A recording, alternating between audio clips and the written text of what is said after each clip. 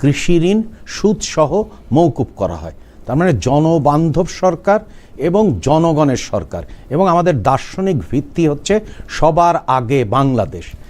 এই চুক্তি বা যে কোনো চুক্তি বা ভবিষ্যতে যে কোনো করণীয় বিষয়কে আমাদেরকে সবার আগের বাংলাদেশের ভিত্তিতে দেখতে হবে।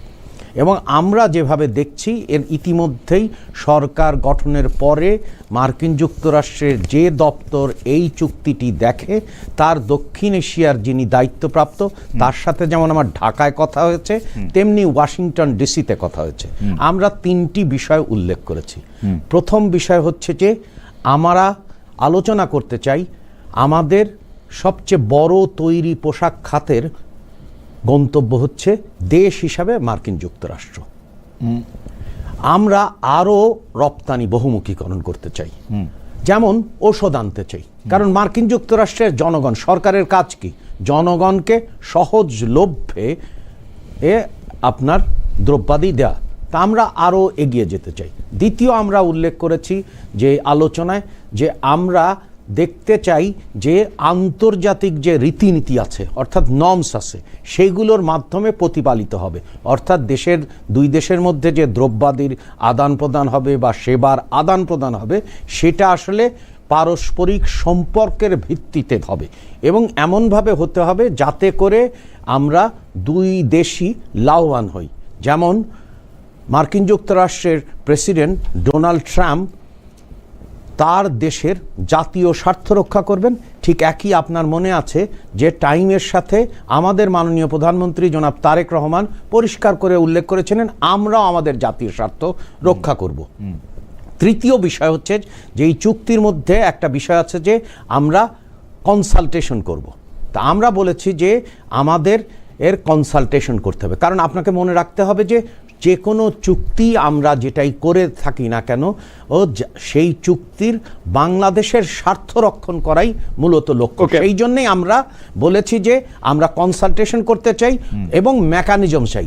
তাছাড়াও আপনার জানা আছে যে মার্কিন যুক্তরাষ্ট্রের অনেকগুলো বড় ধরনের পরিবর্তনও ঘটেছে। যেমন ইউএসএআইডি বলে যে প্রতিষ্ঠানটা ছিল, এখন তো মার্কিন যুক্তরাষ্ট্রে নাই, সেটা তো তার দেশীয় সিদ্ধান্ত, কিন্তু তার সাথেও তো আমাদের অনেকগুলো বিষয় জড়িত ছিল। তা আমরা এখন কনসালটেশন চাই এবং কনসালটেশনের মাধ্যমে আমাদের জাতীয় স্বার্থকে সামনের দিকে এগিয়ে নিতে চাই। না, কনসালটেশনের মাধ্যমে জাতীয় স্বার্থকে তো এগিয়ে নিতেই হবে, সেইটা আপনি আপনারা নিবেন আপনার সরকার। কিন্তু ঘটনা হইতেছে হচ্ছে যে চুক্তিটা যেটা করলেন, সেই চুক্তিটার মধ্যে কি কি আছে সেটা আপনারা পড়ে দেখার সুযোগ হয়েছে কিনা? যে আমরা তো পরিষ্কার বলেছি যে জাতীয় স্বার্থই আমাদের বড় স্বার্থ। আমি চুক্তি সম্পর্কে অনেক রকমের ধারণা যেগুলো আছে, জি, সেই ধারণার কতগুলো বাস্তবসম্মত? কারণ একটা তো হচ্ছে যে আপনি আমি সবাই জানি কি করা হয়, সেটা হচ্ছে যে একটা রাজনৈতিক মাইলেজ নেওয়ার চেষ্টা করা হয়। রাজনৈতিক মাইলেজের কথা আমি বাদ রাখি, আমি সোজা কথা, আপনি ওষুধ শিল্পের কথা আপনি বলছেন, আপনি ওষুধ শিল্পের ক্ষেত্রে আমাদের চুক্তিতে আসে যে আমরা ওই যে বাংলাদেশি যারা ওষুধ নির্মাতা কোম্পানি আছে তাদেরকে পেটেন্ট ফি দেওয়াটা বাধ্যতামূলক করতে হবে, তাই তো? সেই পেটেন্ট ফিটা দিলে সেই পেটেন্ট ফিটার মেধাসত্বটার ব্যাপারে যদি আমাদের এটা নিশ্চিত হইতে হয়, যদি ওরা ফি দেয়, তাহলে বাংলাদেশে উৎপাদিত ওষুধ কোম্পানিগুলো ওষুধের দাম নিশ্চিত রূপে বাড়বে।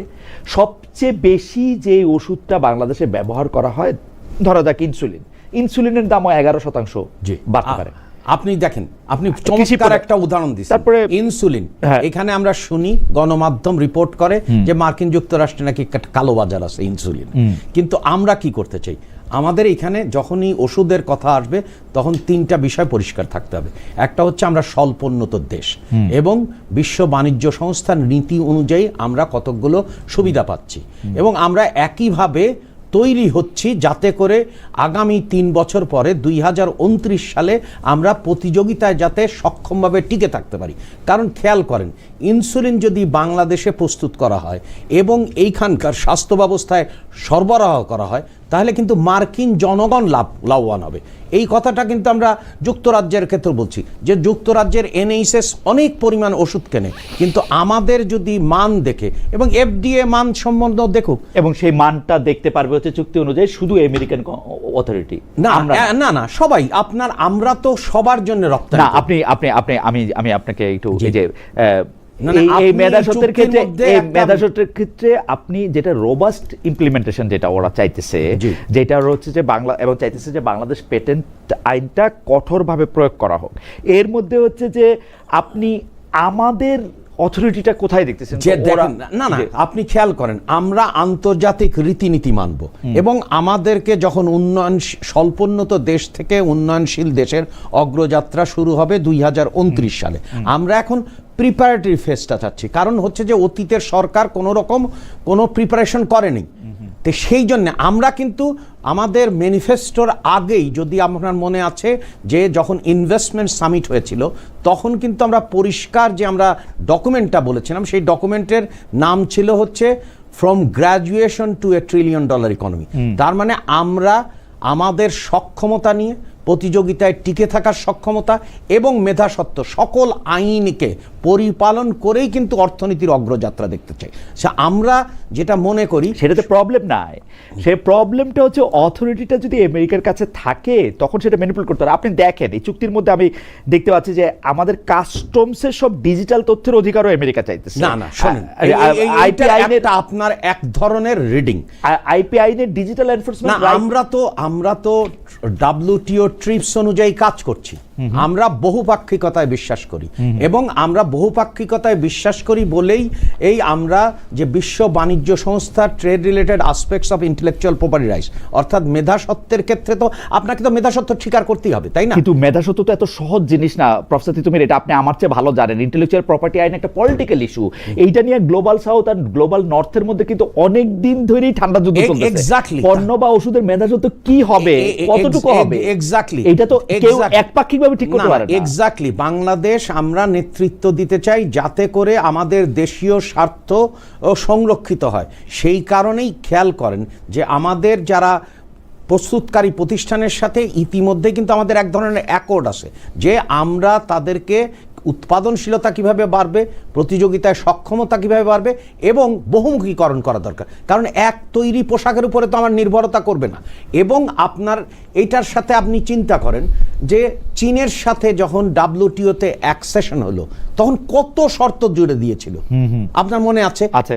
কিন্তু আমাদের বর্তমান প্রধানমন্ত্রী খেয়াল করেন কি করছেন, তিনি বলছেন বিনিয়োগ দরকার এবং তিনি আবার 3 বার বলছেন যে বিনিয়োগ।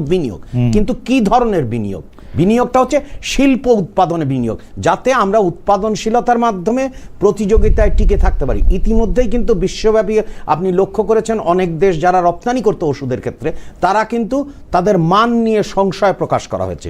আমরা চেষ্টা করছি যে উৎপাদনশীলতা বাড়বে, যার ফলে আমরা প্রতিযোগিতায় সক্ষম হব এবং আমাদের রপ্তানি বেড়ে যাবে। আমি জিনিসটারে আমাদের দর্শকের জন্য, আমার বোঝার জন্য আরেকটু সহজ করে জানতে চাই যে বাংলাদেশে যে ওষুধ কোম্পানিগুলি আসে তারা কিন্তু মার্কিন যুক্তরাষ্ট্রের চেয়ে বেশি ইউরোপে ও ওষুধ রপ্তানি করে থাকে। সেই সব ওষুধের জেনেরিক মাল বা কাঁচা মালটা আসে হচ্ছে বিদেশ থেকে। তার মধ্যে কার আইপি বা কার মেধাসত্ব আসে কি নাই সেইটা এখন ঠিক করবে কে? আপনি বলেন। এই যে একটা চমৎকার প্রশ্ন, চমৎকার প্রশ্ন করছেন। এতদিন পর্যন্ত কাঁচামালের ক্ষেত্রে আমরা অন্য দেশের কাঁচামাল নিয়ে আমরা সংগ্রহ করতাম। আমরা এবারের বাজেটে যেটাকে বলে এপিআই, অ্যাক্টিভ ফার্মাসিউটিক্যাল ইনগ্রিডিয়েন্টস, সেই ক্ষেত্রে কিন্তু আমরা চাচ্ছি যে আমাদের মূল্য সংযোজন বেশি বাড়ুক। কারণ আপনি তৈরি পোশাক ক্ষেত্রে আমরা আস্তে আস্তে ধীরে ধীরে আমাদের মূল্য সংযোজন বাড়িয়েছি। ঠিক একই কায়দায় আমরা 5 থেকে 6টার ক্ষেত্রে আমরা মূল্য সংযোজন বাড়াতে চাই। যেমন ওষুধের ক্ষেত্রে এপিআই এর ক্ষেত্রে আমরা অনেক রকমের সুবিধা দিয়েছি যাতে করে দেশে এটা হয়। এবং আপনি আমার মাফ করবেন, বাংলাদেশে এখন 182টা ওষুধ কোম্পানি আছে। সেই 182টা আপনার এই ফর্মুলা বা আপনার এই চাওয়া যদি সেই 182টা কোম্পানির বাদে 5টা 7টা বড় কোম্পানির কাছে পুরো সম্পূর্ণ ওষুধের বাজার চলে যাবে না। আপনি খেয়াল করেন, এটাই হচ্ছে আমাদের জাতীয় ঔষধ নীতির ক্ষেত্রে দেখতে হবে যে জেনেরিক ওষুধ কে আমাদেরকে উৎপাদন করবে, আবার মানে ভাগ করতে হবে। কারণ প্রোডাক্টের সেগমেন্টেশন দরকার এবং মার্কেটের সেগমেন্টেশন দরকার। আমাদের মার্কেট আমরা যেহেতু বহুমুখীকরণ করতে যাচ্ছি, কারণ বহুমুখীকরণ না করলে যে কোনো রকমের যদি আপনার যে কোনো রকমের শক আসে তাহলে তো টিকে থাকতে পারবে না। কারণ আরও বিষয় যেটা আপনি জানেন যে এখন কি হচ্ছে, এখন হচ্ছে যে আমরা জানছি না যে কখন আসলে বাইরের থেকে একটা বহিস্থ ধাক্কা আসবে। কারণ কেউ আমরা জানতাম না যে কোভিড কি হবে, আমরা কেউ জানতাম না যে মধ্যপ্রাচ্যের তেল সংকট হবে। কিন্তু আমরা সেটা মোকাবেলা করছি। কেন মোকাবেলা করছি আর কেনই বা জনগণ আস্থা রেখেছে আমাদের কাছে? কারণ আপনার মনে আছে যে যুদ্ধবিধ্বস্ত অর্থনীতি, তারপরে হচ্ছে দুর্ভিক্ষ অবস্থা, তৃতীয় হচ্ছে বিশাল মূল্যস্ফীতি, তার সাথে আপনার ৭৫ পরবর্তী যোগ হয়েছিল বিশ্ব তেলের মন্দা। তো কি করা হয়েছে? যে কোনো কেতাবি অর্থনীতিবিদ বলতেন কি, আপনি তাড়াতাড়ি IMF এর কাছে দৌড়ান। যে কি করতো, একটা কন্ট্রাকশনারি বা এক ধরনের সংকোচনমূলক নীতি নিত। তা না করে আমাদের শহীদ প্রেসিডেন্ট জিয়াউর রহমান দেখলেন যে এইটার কৌশলগত অবস্থা কি, নিশ্চয়ই এই সংকটে কেউ না কেউ জয়ী হচ্ছে। তখন দেখলেন যে মধ্যপ্রাচ্য এবং উপসাগরীয় অঞ্চলের দেশগুলো জয়ী হচ্ছে। তার ছিল সারপ্লাস ক্যাপিটাল, আর আমাদের আছে সারপ্লাস লেবার। দেখেন টেক্সট বুকে কোনোদিন এটা পাবেন না। তাই তিনি কি করলেন, তিনি নিজে গেলেন, অগ্রসর হলেন, নেতৃত্ব দিলেন। কিন্তু রাজনৈতিক নেতা অনেক পাওয়া যায়, কিন্তু স্টেটসম্যান পাওয়া যায় না। দেখেন আপনি শেষ করি। তারপরে তিনি মধ্যপ্রাচ্যের দেশগুলো সফর করলেন এবং বাংলাদেশের অর্থনীতির একটা নবযাত্রা শুরু হলো। সেটি হচ্ছে যে আমাদের এর শ্রমিকরা গেল। এখন আমাদের মাননীয় প্রধানমন্ত্রী কি করছেন, এটাকে কিভাবে দক্ষতা বাড়াতে হয়, ঠিক একই কায়দায় কিন্তু আমরা এই বিরাট রকমের, আপনার মনে আছে যে মরহুমা বেগম খালেদা জিয়ার সময় মাল্টিফাইবার অ্যারেঞ্জমেন্ট নিয়ে কথা হয়েছিল। আমার যদি একটু সুযোগ দেন, অবশ্যই আপনি প্রশ্ন করবেন, আমরা সব প্রশ্নের উত্তর দেব। না, সেটা ঠিক আছে, কিন্তু আপনি যে কথাটা বললেন জিয়াউর রহমান বেগম খালেদা জিয়ার কথা উল্লেখ করে, যে কথা আপনি উল্লেখ করলেন, সেই কথারই তো সম্পূর্ণ উল্টা কাজ আমি এই চুক্তি এবং আপনাদের সরকার দেখতে পাচ্ছি। কারণ আপনি WTO এর আওতায় বাংলাদেশ যে সুবিধাগুলি পাইছিল, আমেরিকার সঙ্গে দ্বিপাক্ষিক চুক্তির বাধ্যবাধকতায় পলিসি তৈরি সার্বভৌমত্ব, মানে আপনি স্পেসিফিক যে কারণে মিনিস্টার, সেইটা আপনি দিয়ে আসলেন আমেরিকা। আপনি খেয়াল, উল্টা আরো নতুন 15 শর্ত নিয়ে আসছেন। আপনি খেয়াল করেন যে আমরা কি ধরনের পরিকল্পনা জাতির কাছে ঘোষিত করেছি। আমাদের দর্শন সবার আগে বাংলাদেশ, মানে সবার জন্য বাংলাদেশ এবং সবাইকে নিয়ে বাংলাদেশ। তারপরে মাননীয় প্রধানমন্ত্রী উল্লেখ করেছেন তার ভিশন কি, যে গণতান্ত্রিক মানবিক কল্যাণ রাষ্ট্র, এবং সেই লক্ষ্যে কিন্তু কতগুলো কৌশল বলেছেন। এবং এই যে বিধ্বস্ত অর্থনীতিকে পুনর্জাগরণ করার জন্য আমরা রীতিমতো কতগুলো পদক্ষেপ নিয়েছি, যার মাধ্যমে কর্মসংস্থান একদিকে তৈরি হবে। দেখেন খেয়াল করেন, আপনার সামাজিক নিরাপত্তা বলে কিছু ছিল না, জ্বালানি নিরাপত্তা বলে কিছু ছিল না, আমাদের দরিদ্র মানুষের সংখ্যা বেড়ে যাচ্ছিল। তা আমাদের প্রথম কাজ কি? প্রথম কাজ হচ্ছে দরিদ্র মানুষের যে সংখ্যা বেড়ে যাচ্ছিল ক্রমাগতভাবে, সেটাকে বন্ধ করা, এবং সেইখানেই ফ্যামিলি কার্ড। এবং সবাই বলছে যে ন্যূনতম 5% দরিদ্র মানুষের সংখ্যা কমে যাবে। আমি এই প্রসঙ্গগুলিতে আসবো, আপনি আমাকে সরাসরি কতগুলি ব্যাপার দেন। ধরেন আমরা মার্কিন যুক্তরাষ্ট্রের সঙ্গে চুক্তি করলাম, চুক্তি করার ফলে আমরা 20% ট্যারিফ থেকে 1% ট্যারিফ কমায় এটাকে 19% আনলাম। এর জন্য যুক্তরাষ্ট্রে 6710টা পণ্যের মধ্যে ছাড় দিলাম, বাংলাদেশে 1638টা পণ্যের মধ্যে দেখেন ছাড় পাইলো। প্রথম আমরা বলছি যে মার্কিন যুক্তরাষ্ট্রে আমি গর্বের সাথে বলছি যে মার্কিন যুক্তরাষ্ট্রে আমাদের এতজন লোকের কাজ তৈরি করছি। তার মানে আমি সমানে, কারণ আমরা যে ক্রয়াদেশ দিয়েছি, তার ফলে মার্কিন যুক্তরাষ্ট্র আমরা ক্রয়াদেশ দিয়েছি, মানে মার্কিন যুক্তরাষ্ট্র থেকে জিনিস কিনা আমরা না মার্কিন যুক্তরাষ্ট্রে করলাম।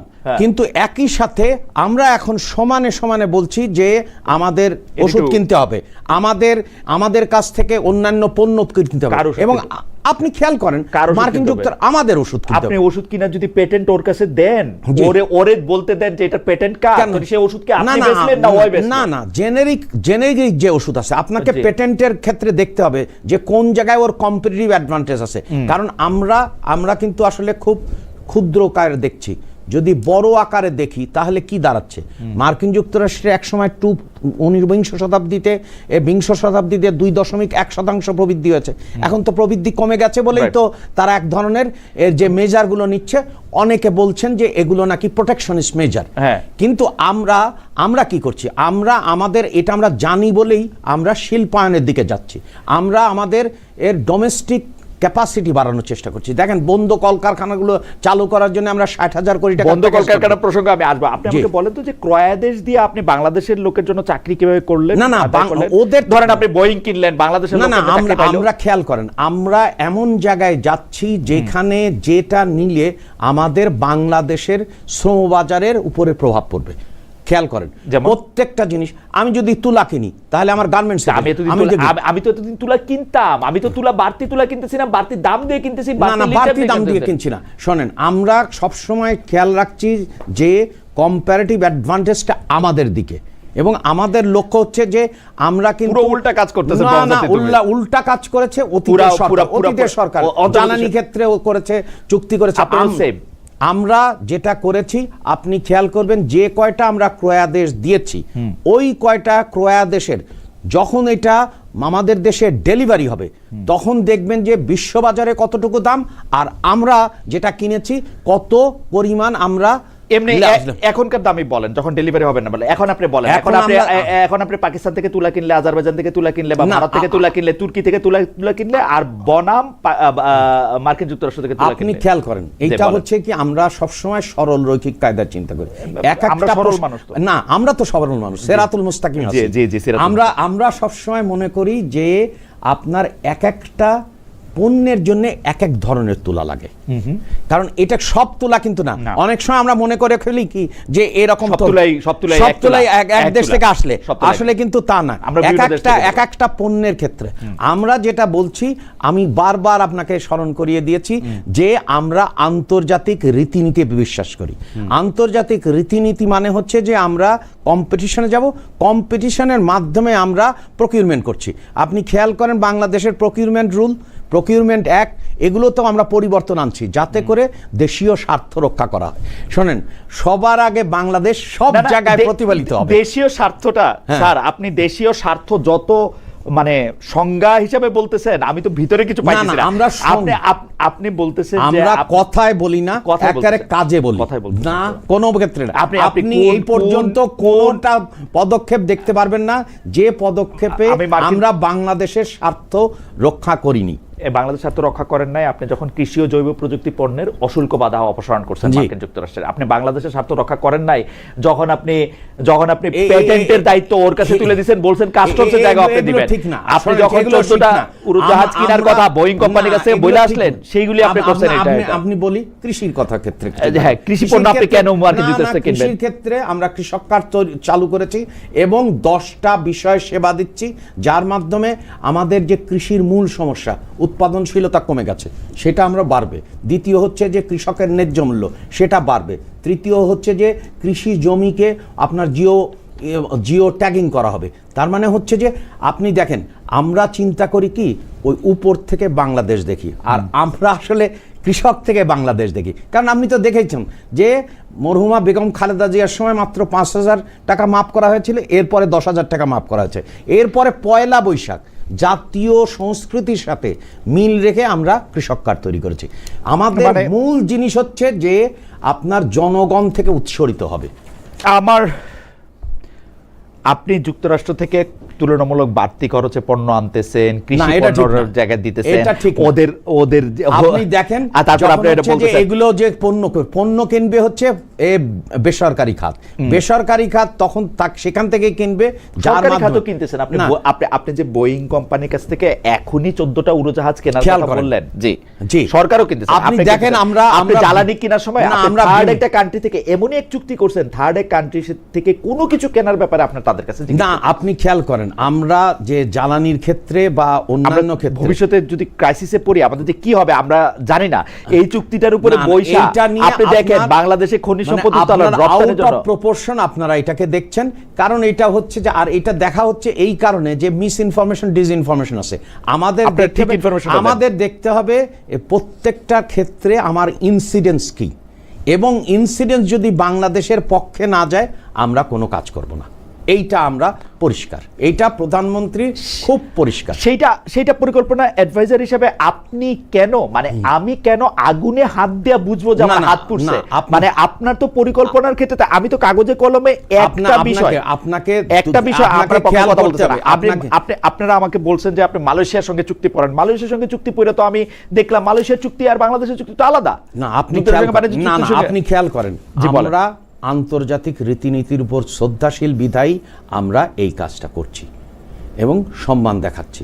কিন্তু আমরা বারবার যে কথাটা বলছি সেটি হচ্ছে কনসালটেশন হবে, কনসালটেটিভ মেকানিজম হবে Okay. এবং সেইখানের মাধ্যমে আমরা দেশীয় স্বার্থ রক্ষা করব এবং এটাই হবে। আপনাদের এবং আমরা এটা বিশ্বাস- আমরা আপনাদের আমরা কেন বিশ্বাস করব? আপনি বিশ্বাস আমরা বিশ্বাস করব, আপনারা এক্স্যাক্টলি এইটা হচ্ছে চমৎকার প্রশ্ন যে আমাকে কেন বিশ্বাস আপনাকে করবেন? কেন- আমাকে বিশ্বাস করবেন যখন ফলাফলগুলো দেখবেন। ফলগুলো আমাকে দেখবেন। বিশ্বাস না, ফলাফল দেখলেও বিশ্বাস করবেন না। আগেকার সরকার কিন্তু তথ্য মাসাজ করত, অর্থাৎ হচ্ছে যে ডাটা ম্যানিপুলেট করতো না। আপনারা ইন্ডিপেন্ডেন্ট ইভালুয়েশন যারা দেখবেন এবং দেখেন আমরা যে কোনো প্রশ্নের কিন্তু উত্তর দিচ্ছি।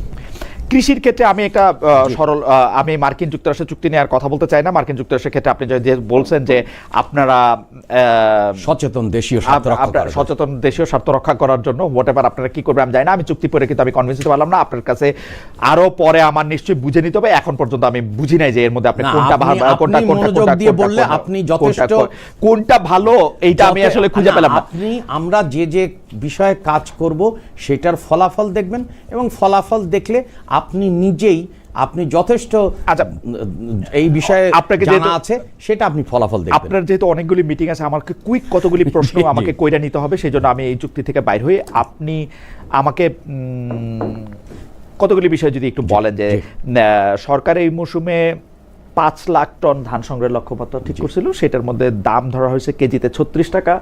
গত বছরও কেজি প্রতি একই দাম ছিল। ধানের উৎপাদন খরচ কি বাড়ে নাই? মানে আপনারা কৃষকদের জি, জি, জি। এটা আপনি- কেন দিলেন এটা আপনি বলেন। খেয়াল করেন জি। আমাদের যে কৃষি ব্যবস্থার মধ্যে উৎপাদন খরচের সাথে যদি মিল করেন যে ন্যায্য মূল্য, সেই জন্যে আমরা আসলে কৃষক কার্ডের দিকে গেছি এবং এবছর আমরা 43 লাখ কৃষক কার্ড দেব, কারণ আমরা এইটা সচেতন বেলই কারণ এবং সেই জন্য আমরা প্রথম বছর 2,500 টাকা নতুন দিয়েছি। তাছাড়াও আরও 9টা সেবা। এইটা খুবই জরুরি যে প্রশ্নটা আমাদের সমস্ত কৃষকদের, আমরা শুধু মাপ করে এক ধরনের রিলিফ দিয়েছি। তারপরে হচ্ছে যে 2,500 টাকা এবং 9টা সেবা, আর এই বছর 43 লাখ রোকে দেব। কারণ কৃষির ব্যবস্থায় বড় রকমের পরিবর্তন হওয়া দরকার। কারণ অতীতে আমরা লক্ষ্য করেছি যে কৃষির উৎপাদনশীলতা কমে গেছে, এক। দ্বিতীয় হচ্ছে জমিগুলো খণ্ড বিখণ্ড হয়েছে।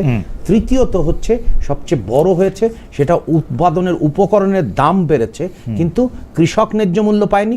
আবার অনেক সময় সংকট তৈরি করে ভোক্তারাও ন্যায্য মূল্য পায়নি। সেই জন্যই কিন্তু আমাদের কৃষক কার্ডের এর ধারণা। না না সেটা ঠিক আছে। এই জন্য আমি কার্ডটা আলাদা করে রাখি, সোশ্যাল সেফটি নেট আর গভর্নমেন্টের সাথে কৃষক কার্ডটা প্রোডাকশন। না, কৃষক কার্ড একেবারে প্রোডাকশনের সাথে জড়িত। কারণ কৃষক কার্ডের আমাদের এই যে 10টা সেবা, এই সেবাগুলো হচ্ছে উৎপাদনের সাথে। এটা কিন্তু সামাজিক সুরক্ষা না। প্রফেসর, সামাজিক সুরক্ষা মানে আপনি তো যাদেরকে কৃষক কার্ড দিচ্ছেন তাকে কোনো একটা উৎপাদনের লক্ষ্যমাত্রা ঠিক করে দিচ্ছেন না। জি। সে যদি 20 কেজি উৎপাদন করে তাহলেও সে কৃষক কার্ড পাবে, 40 কেজি করলেও সে পাবে। কৃষক কার্ড না, কৃষক কার্ড হচ্ছে 5 ধরনের কৃষক আছে। জি। সেটা হচ্ছে যে যার হচ্ছে ভূমিহীন, তারপরে হচ্ছে ক্ষুদ্র, তারপরে হচ্ছে সহজ কথায় প্রান্তিক। উৎপাদনের সাথে তো তার সম্পর্ক নাই। না, তারাই তো উৎপাদন করে। তারা উৎপাদন করে, কিন্তু উৎপাদনের সাথে তো সেটা মানে সেটা শর্ত অবশ্যই। কারণ হচ্ছে যে আপনি দেখেন, আপনি খেয়াল করেন আমরা কি দরে ইউরিয়া কিনছি, দাম কিন্তু বাড়েনি। তার মানে কি আমরা সেখানে ভর্তুকি দিচ্ছি। মানলাম, কিন্তু আপনি আমার সহজ প্রশ্নের উত্তর না, দেন যে আপনি গত বছর আপনার সহজ গত বছর থেকে কি কৃষির মানে ধান কেনার কৃষকের ধান উৎপাদনের খরচ বাড়ছে কি বাড়ে না? আপনার বোঝেন উৎপাদনের উপকরণের জন্য যদি আমার দাম না বাড়ে তাহলে তো হচ্ছে তার লাভ হবে। আমরা তাই করেছি। মজুরি তো বাড়ছে না, মজুরি খেয়াল করেন, মজুরির ক্ষেত্রে যদি আমাদের তো বুঝতে হবে যে আমরা একটা মূল্যস্ফীতির মধ্যে আছি। সেই জন্য আচ্ছা, মজুরিকে কিভাবে দেখছি সেটা দেখছি সামাজিক সুরক্ষা নিয়ে। কৃষক কার্ড কিন্তু উৎপাদনের সাথে সম্পর্কযুক্ত। আর যে মজুরি বেড়েছে বা আপনার হচ্ছে যে সেটা আমরা দেখছি পূর্ণ জীবন চক্রকালীন সামাজিক সুরক্ষার বাদে। এটা সার্বিকভাবে আপনি কৃষকদের কৃষি কাজে নিরুৎসাহিত করতেছেন। আপনি জোর করে বলছেন, আমি খুব মানছি। আচ্ছা, আমি জোর করে আপনি উৎপাদন খরচ বাড়াতে দিতেছেন না। সে ঢাকা এসে রিক্সা চালাতেছে, বড় শহরে গিয়ে ব্যাটারি চালিত রিক্সা চালাচ্ছে। সে আর উৎপাদনের সাথে নাই। সারা পৃথিবী সোশ্যাল সেফটি নেট করে বসায় টাকা দিয়ে কৃষকদের এই ফর্মুলা বহু আগে বাতিল হয়ে গেছে। না, আপনি অনেকগুলো ইম্পোজিশন করছেন এবং অ্যাসারশন করছেন, যার সাথে কোনোটার বাস্তবতার মিল নেই। কৃষক কার্ড হচ্ছে উৎপাদন, ন্যায্য মূল্য এবং ভোক্তা যাতে ন্যায্য মূল্যে পায়। আর সামাজিক সুরক্ষা বলয় হচ্ছে যে যিনি সারা পৃথিবীতে আছেন।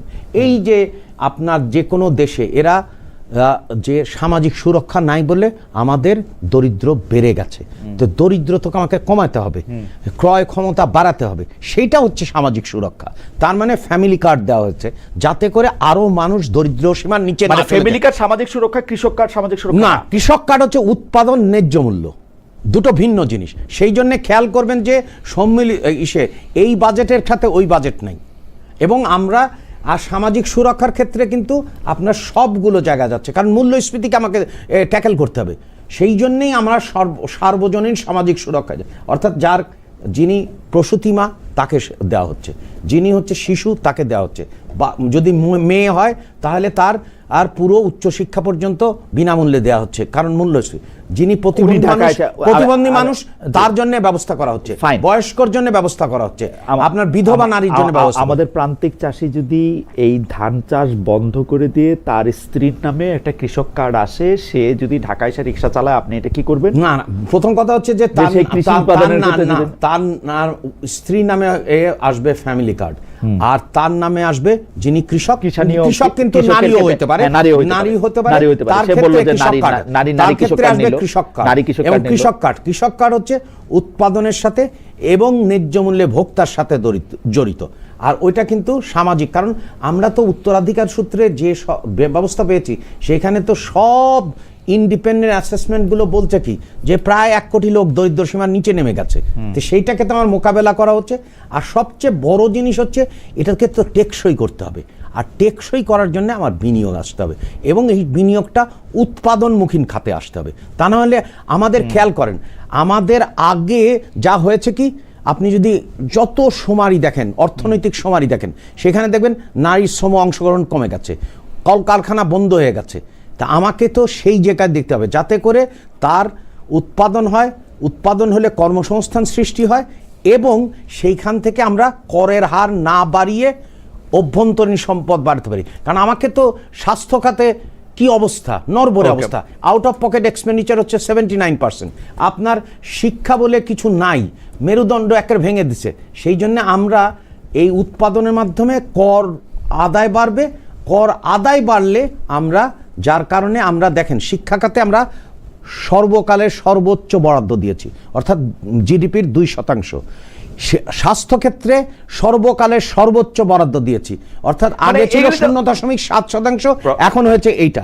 আমাদের আয়ের ক্ষেত্রে বলেন, মানে আপনি যেটা সর্বকালের সর্বোচ্চ বরাদ্দ বলতেছেন সেগুলি একটু স্ট্যাটিস্টিক্যাল জার্গন। সেটা স্ট্যাটিস্টিক্যাল জার্গন না, এটা আপনার এই অঞ্চলের মধ্যে আপনার এখানে যে কোনো সময় সমস্ত পৃথিবীর সাজেশন হচ্ছে আপনি শিক্ষা খাতে দিবেন জিডিপির অন্তত 6%, না 5%। আপনার মার্কিন যুক্তরাষ্ট্রে কিন্তু 5% না, আরো অনেক কম। মার্কিন যুক্তরাষ্ট্রে লাগবেই না, না মার্কিন যুক্তরাষ্ট্রে লাগবে, মার্কিন যুক্তরাষ্ট্রে আরো বেশি লাগবে, সেটা আমার অন্য আলাপ। মার্কিন যুক্তরাষ্ট্রে জিডিপির একটা আপনি দুভাবে আপনার আর আমাদেরকে তুলনা করতে পারেন। 5%, সেখানে অর্ধেকও দিচ্ছেন না, না দক্ষিণ এশিয়া কেউ দিচ্ছে না, দক্ষিণ আগে দেয় নাই, আমরা দক্ষিণ এশিয়া অর্ধেকের বেশি দিচ্ছে, অর্ধেকের বেশি দিচ্ছে, অতীতে দেয়নি। আমরাই আসে একমাত্র যে 2% গেছি আমাদের সরকারে আসার আগে এ স্বাস্থ্য খাতে ছিল 0.7%, আমরা এটা 1.5%, 250% বাড়িয়েছি। ওকে, তাহলে এটা কিন্তু একটা মাইল ফলক। তারপরে আপনি দেখেন আমাদের সরকার, কারণ তাহলে ঋণ কমাতে হবে, সেই জন্য এইবার আমাদের সর্বোচ্চ পরিমাণে কর আদায় হয়েছে মধ্য ফেব্রুয়ারি থেকে, মাত্র কয়েকদিনের মধ্যে। ওকে, আপনি একটা দর্শকের প্রশ্নের উত্তর দিতে পারেন যে 1 মণ পেঁয়াজ উৎপাদন করতে 1500 থেকে 1700 টাকা লাগে, কৃষক এখন 800 থেকে 900 টাকায় বিক্রি করছে, কৃষি কার্ড দিয়ে কি তার এই আপনি যে প্রশ্নগুলো করেছেন খুবই গুরুত্বপূর্ণ। না যিনি দর্শক প্রশ্ন করেছেন তিনি গুরুত্বপূর্ণ প্রশ্ন করেছেন, যে আমরা কিভাবে আমাদের সময়কালে তা কৃষকের ন্যায্য মূল্য নিশ্চিত করব, এটা হচ্ছে বড় প্রশ্ন।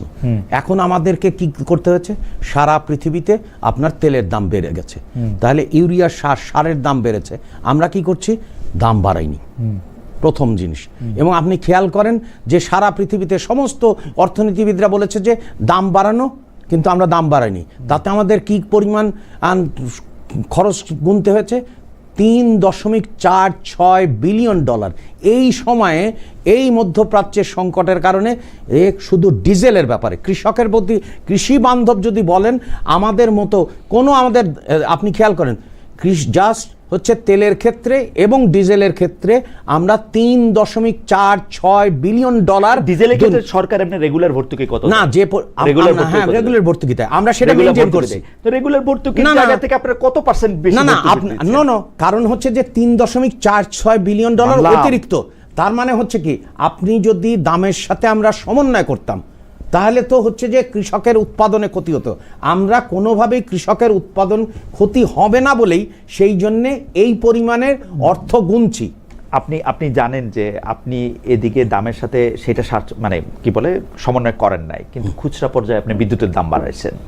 আপনি খুচরা পর্যায়ে বিদ্যুতের দাম বাড়াইছেন, আপনি প্রত্যেকটা জায়গার মধ্যে চাপ দিয়েছেন। চমৎকার পয়েন্ট নিয়ে আসেন। আপনার মনে আছে যে হাতির ঝুলে বিরাট একটা নিয়ন বাতি জ্বালিয়ে বলা হয়েছিল যে বিদ্যুতের সার্বভৌমত্ব।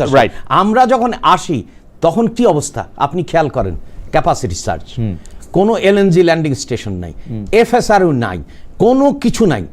আমরা সাথে সাথে এখন হচ্ছে যে স্পটে কিনতে হয়েছে। আপনি ক্যান ইউ ইমাজিন? আর স্পট থেকে যদি আপনি কেনেন কি রকম রক্তকরণ হয়েছে। বাংলাদেশ তো সবসময় মিক্সড বাইকের মধ্যে দিয়ে যায়, কখনো স্পট থেকে কিনে, কখনো স্পট থেকে আগেও কিনছে ভাই। আপনার জ্বালানি নিরাপত্তা বলে যে 5টা ইন্ডিকেটর হয়, তার একটাও আমরা পাইনি। আমরা এসে সেটা বাংলাদেশে কখনোই ছিল না। ছিল না বলে থাকবে না ভবিষ্যতের জন্য। বাংলাদেশ জ্বালানি ক্ষেত্রে হিউজলি ডিপেন্ডেন্ট অন মানে অনেক কিছু। তা না, আমাদের কারণে অতীতে আপনার যে এই যে পোশাক শিল্পের ক্ষেত্রে যে কম্পারেটিভ অ্যাডভান্সেস, সেটা কেন? কারণ হচ্ছে লো কস্ট তারা গ্যাস পেয়েছে। কিন্তু অতীতে সরকার লো কস্ট লেবার ফি, না লো কস্ট, 3টা জিনিসের কারণে এই পোশাক শিল্প, একটা হচ্ছে লো কস্ট লেবার, একটা হচ্ছে লো কস্ট এনার্জি, আর হচ্ছে ফাইন্যান্সিং, মানে ব্যাক টু ব্যাক। তো সেই ক্ষেত্রে আমরা দেখেন আমার কোনো গ্যাস অনুসন্ধানের চেষ্টা করা হয়নি, পুরো আমদানি নির্ভরতা বাড়িয়েছে। আমদানি নির্ভরতা বাড়ে কি করেছে? এফএসআরও করেছে, কিন্তু সিএনজি ল্যান্ডিং স্টেশন করেনি। এলপিজির ক্ষেত্রে আপনি দেখেছেন যে এখন আমরা দেখছি যে কোন জায়গা থেকে এলপিজি আনা যায়, কারণ আপনাকে তো গ্যাস হচ্ছে সবচেয়ে কম দাম জ্বালানির ক্ষেত্রে। সেই জন্য আমরা উদ্যোগ, কয়লা সবচেয়ে কম দাম না, কয়লা তো আমার জীবাশ্ম জ্বালানির ক্ষেত্রে মনে রাখতে হবে। হ্যাঁ, আমরা গ্যাস ও জীবাশ্ম, সেই জন্য আমরা 20% দিকে যাচ্ছি সোলারের। এবং দেখেন কি পরিমাণে করের ক্ষেত্রে অব্যাহতি দেওয়া হয়েছে। তার মানে হচ্ছে যে আমরা 180 দিনও হয়নি, কিন্তু গতিমুখটা কি? গতিমুখটা হচ্ছে জ্বালানি নিরাপত্তা নিশ্চিত করা। আপনি গতিমুখ এটা বলতে পারেন। আমরা আপনার সঙ্গে আবারও পরে কথা বলবো। আপনি চট করে আমরা অন্য বিষয়ের মধ্যে আসি যে আপনারা 9,38,000 কোটি টাকার বাজেট প্রণয়ন করেছেন। কেউ মানে এই যে বাজেটের আকার, অনেকেই বলছে যে এটা অপ্রয়োজনীয়, যেভাবে আসলে টাকাটা ব্যয় করবেন সেটার মধ্যে স্বচ্ছতা আনতে পারলে এটা আরো ভালো হতো। আপনি এটার সাথে একমত কিনা? জি। এবং রাজস্ব আদায়ের যে আপনি লক্ষ্যমাত্রা যে ধার্য করেছেন 6,95,000 কোটি টাকা, সেটা আমি এখনই বলে দিতে পারি যে এটা আপনি পারবেন। এটা ছোট বাজি লাগতে পারি আপনার সঙ্গে, যে এটা আপনি পারবেন। আপনি শুনেন, 6,95,000 আপনার সাথে আমার একটা জায়গায় চমৎকার মিল হয়েছে, জি, যে আপনি বলেছেন যে আমাদেরকে 5% জিডিপিতে যেতে হবে, তাহলে কি বাজেটের আকার বাড়বে? তাহলে সেটা বাড়ানো হয়েছে। দ্বিতীয় বিষয় হচ্ছে যে আমার অর্থের উৎস যোগান করতে হবে। যোগান কি আমি ঋণ করে করব, না অভ্যন্তরীণ সম্পদ আদায় করে? এর ক্ষেত্রে আপনি আসি ব্যয়ের ক্ষেত্রে। তাহলে প্রথম কথা হচ্ছে যে আমরা অভ্যন্তরীণ সম্পদ সংগ্রহ এবং ঋণ থেকে মুক্ত। আপনি তো জানেন যে অতীতের সরকার আমাকে ঋণের না, মডেল অতীতের সরকার না, অতীতের সরকার ঋণের ভারে নুজ্জ করেছে। বাংলাদেশের ইতিহাসে সর্বকালের সর্বোচ্চ পরিমাণে অভ্যন্তরীণ সম্পদ হয়েছে। এবং আপনি সেটা যদি দেখেন মধ্য ফেব্রুয়ারি থেকে 30শে জুন পর্যন্ত কি পরিমাণে রাজস্ব আদায় হয়েছে, তার বাইরে কি হয়েছে। এখন তো আগের সরকারের মতো গোজামিল দেওয়ার কিছু নেই, কারণ আইবাসে পরিষ্কারভাবে দেখা যায় এবং যে কোনো লোক দেখতে পারে। তাহলে আমরা হচ্ছে যে দৃষ্টান্ত স্থাপন করে কর আদায়ের চেষ্টা করছে এবং কর হার না বাড়িয়ে এবং সকল ক্ষেত্রে সুযোগ দিয়ে, বিশেষ করে বিনিয়োগের ক্ষেত্রে যে পরিমাণে আমরা কর সুবিধা দিয়েছি, তাহলে এই দিকে বিনিয়োগ হবে। আর অন্যদিকে আপনি চিন্তা করেন হচ্ছে যে আমাদের বিনিয়োগ হচ্ছে বিশেষ করে স্বাস্থ্য এবং শিক্ষা খাতে, যাতে করে মানব সম্পদ হয়, দক্ষতা বাড়ে এবং দক্ষতা বৃদ্ধির মাধ্যমেই কিন্তু এটা আপনারা বলতেছেন বিনিয়োগের কথা, কিন্তু আপনি দেখেন যে আপনাদের দলের এমপি ডক্টর রেজা কিবরিয়া সংসদে বাজেট আলোচনার সময় তিনি প্রশ্ন তুললেন যে আগে যে নিয়ম ছিল 90 দিন সুদ না দিলে খেলাপি, এখন আমরা 1 বছর সুদ না দিলে খেলাপি বলি। এই যে স্পষ্ট খেলাপিদের জন্য সুযোগ বৃদ্ধির বিষয়টি, এই বিষয়টি আপনারা কেন রাখলেন? আপনি প্রথম কথা আপনি স্বীকার করেন যে এই আমরা গণতন্ত্র বিশ্বাস করে বলে আমাদের সংসদ সদস্যরা যে কোনো বিষয়ে মতামত দিতে পারেন, এটা হচ্ছে একটা প্রথম কথা স্বীকার করলাম। দ্বিতীয় কথা হচ্ছে যে এটাও বলেন আর এই খেলাপিদেরকে আপনারা এত ভালোবাসেন যে খেলাপিদের হাতে 8টা ব্যাংকের চাবি আপনারা দিয়েছেন ইসলামী ব্যাংক। এটা ঠিক না, কোনো মতেই ঠিক না। আমাদের সময় সম্মিলিত ইসলামী ব্যাংকের ক্ষেত্রে আমরা দৃঢ় প্রত্যয়ে এগিয়ে যাচ্ছি এবং আর্থিক খাতের যে বিশৃঙ্খলা অবস্থা যেভাবে চুপিয়ে রাখা হয়েছিল, এনপিএল যে পরিমাণ বেড়ে গেছে, আমরা ইনহেরিট করেছি, এগুলো তো আমাদের মেকিং না, উই ইনহেরিটেড। সবাই আমরা অর্ধেকটা বলি যে আমরা এই রকম বিশৃঙ্খলা উত্তরাধিকার সূত্রে প্রাপ্ত হয়েছি, আমরা বলছি এবং আমরা এই ক্ষেত্রে অনেকগুলো প্রবিধান আনছি যাতে করে আমরা আশা করি আগামী 1 থেকে 2 বছরের মধ্যে আর্থিক খাতে পুরোটা শৃঙ্খলা চলে আসবে। যেমন রাজস্ব আদায়ের ক্ষেত্রে আমরা একটা ইতিমধ্যেই রেকর্ড করেছি, ঠিক একই কায়দায় আসবে এবং সবাই আমাদেরকে বলছে যে সামাজিক সুরক্ষার ক্ষেত্রে আমরা যে অংশগ্রহণ করছি তাতে করে দারিদ্র বাংলাদেশে আর বাড়বে না। এবং এটা ইন্ডিপেন্ডেন্ট রিসার্চ অর্গানাইজেশন, দারিদ্র বাংলাদেশে বাড়বে না, কিন্তু আপনি নিজেই এলডিসি থেকে উত্তরণ চান না। আপনি বাংলাদেশকে দরিদ্র দেশ হিসেবে পরিচয় করে দিতে চান। আপনি এইবার আসছেন এই জন্য। আপনি ভুল তথ্য দিচ্ছেন। সেটি হচ্ছে যে আমরা যখন এখানে বাংলাদেশে অন্তর্বর্তীকালীন সরকারের সময় বিনিয়োগ সম্মেলন হয়, আমাদের যে পলিসি পেপার ছিল সেই পলিসি পেপারের টাইটেলে ছিল from graduation to $1 trillion economy. আমরা তখন বলেছি যে যেহেতু ব্যবসায়ী সমাজ বলেছে যে, এবং আমরা লক্ষ্য করেছি এবং ইন্ডিপেন্ডেন্ট রিসার্চরা বলছে যে কোনো প্রিপারেশন হয়নি, স্মুথ ট্রানজিশনের কোনো স্ট্র্যাটেজি হয়নি, কোনো কিছু হয়নি। তখন ব্যবসায়ী সমাজ এবং সবাই এবং একটা সরকার যেটা জনগণের কথা চিন্তা করে সেই লক্ষ্যকে রেখে আমরা বলছি যে প্রিপারেটরি ফেজ মানে অংশগ্রহণমূলক কাজ আমাদের 2029 সাল পর্যন্ত দিতে হবে। মানে এটা আমরা তত্ত্বাবধায়ক সরকারের সময় বলছেন? হ্যাঁ, আমরা অন্তর্বর্তীকালীন সরকারের সময় বলছি এবং অন্তর্বর্তীকালীন সরকারের সময় খেয়াল করেন আমাদের তৎকালীন আজকের মাননীয় প্রধানমন্ত্রী তখন ছিলেন অ্যাক্টিং চেয়ারম্যান, ওনার যে মেসেজ ওই রিপোর্টে সেটা পরিষ্কার করে উল্লেখ করা আছে এবং সেখানে বলা আছে যে আমরা 2029 সালের পরে আমরা এই গ্রাজুয়েশন করব। মানে আমি ভুলটা কোথায় বললাম? না, আপনি তো ভুলটাই বলছেন, কারণ আমরা তো রাজনৈতিকভাবেই বলছি যে 2029 সালে, কারণ যে অর্থনীতি কেন বলছি একটা তো হচ্ছে ব্যবসায়ীরা বলছেন, দ্বিতীয় হচ্ছে জাতিসংঘের যে সচিবালয় তার রিপোর্টে উল্লেখ করছে যে যে ধ্বংসপ্রাপ্ত অর্থনীতি বাংলাদেশ পেয়েছে তার পক্ষে এটা করলে অসুবিধা। আপনি OHRLS এর ওয়েবসাইটে যান। দ্বিতীয়, আপনি জাতিসংঘের বিষয় সাহিত্য প্রতিষ্ঠান, এইটা তো সব সময় মানে বাংলাদেশকে মানে IMF বলেন, ওয়ার্ল্ড ব্যাংক বলেন, যাদের কাছ থেকে আসলে ডেটা নিয়ে আপনি সংস্থাটার কথা বললেন, তারা যে ডেটা নেয় তো সবসময় এইটা বইলা আসতেছে যে বাংলাদেশের তো আসলে এখনো এই উত্তরণের সময়। আমরা বলছি যে আমরা উত্তরণ করতে চাই, কিন্তু ওরা তো বলতেছে না। আপনি খেয়াল করেন, তাহলে আপনি আমাদের উদ্যোক্তাদের প্রতি খুবই কষ্ট দেবেন। এক্স্যাক্টলি কি কথাটা বলছেন আমি এটা পড়ে শোনাই। আমরা বলছি হচ্ছে যে স্বল্পোন্নত দেশ থেকে আমাদের উত্তরিত হলে সেই ক্ষেত্রে আমাদের প্রস্তুতি দরকার। গত সরকারের সময় কোনো প্রস্তুতি হয়নি, আমরা এখন প্রস্তুতির লক্ষ্যে আমরা প্রস্তুতির সময় বাড়াতে বলছি, এইটাই আমি বলছি। আপনি বলছেন, আমি আপনাকে কোট করছি, নজিরবিহীন রাজনৈতিক, সামষ্টিক, অর্থনৈতিক, পরিবেশগত, বৈশ্বিক অভিঘাতের কারণে বাংলাদেশ ও নেপাল স্বল্পোন্নত দেশ থেকে উত্তরণের সময় আরো 3 বছর অর্থাৎ 2029 সালের নভেম্বর পর্যন্ত বাড়ানোর আবেদন। হ্যাঁ, ওই যে কারণগুলো। জি, এই আবেদনটা তো আপনি জানেন। হ্যাঁ, মাননীয় প্রধানমন্ত্রী জানিয়েছেন, আমরা এটাকে দিক দুরুক্ত করছি এবং এটা কিন্তু আমরা শুধু করছি না, নেপালও বলছে। মানে স্বল্পোন্নত দেশ থেকে উত্তরণ, মানে এলডিসি হয়ে থাকার সুবিধা হলো আমরা বেশ কিছু গরিব মানুষে আর একটু গরিব দেখাতে পারবো। এইটা হচ্ছে অন্য সরকারের। আমাদের বক্তব্য হচ্ছে আমরা সম্মানের সাথে যেতে চাই এবং সম্মানের অগ্রযাত্রার জন্য আমি কিন্তু কারণগুলো বলেছি। আমার বাক্যের মধ্যে কি কি কারণে আমরা প্রস্তুতির সময় বাড়াতে চাচ্ছি, না না সেটা শুধু আমরাই চাইনি। পলিটিক্যাল কথা সবসময় বলা যায় না, পলিটিক্যাল না, এগুলো সবগুলো তথ্য। বাংলাদেশে জুলাই আগস্টে একটা আন্দোলন হয়েছে, গণ আন্দোলন হয়েছে, বিপ্লব হইলে বিপ্লব হয়েছে। এই রাজনৈতিক সমস্যার জন্য সামষ্টিক অর্থনীতি কিভাবে বাধাগ্রস্ত? সামষ্টিক অর্থনীতি বাধাগ্রস্ত হয়েছে না, সামষ্টিক অর্থনীতির একটা সূচক হচ্ছে মূল্যস্ফীতি।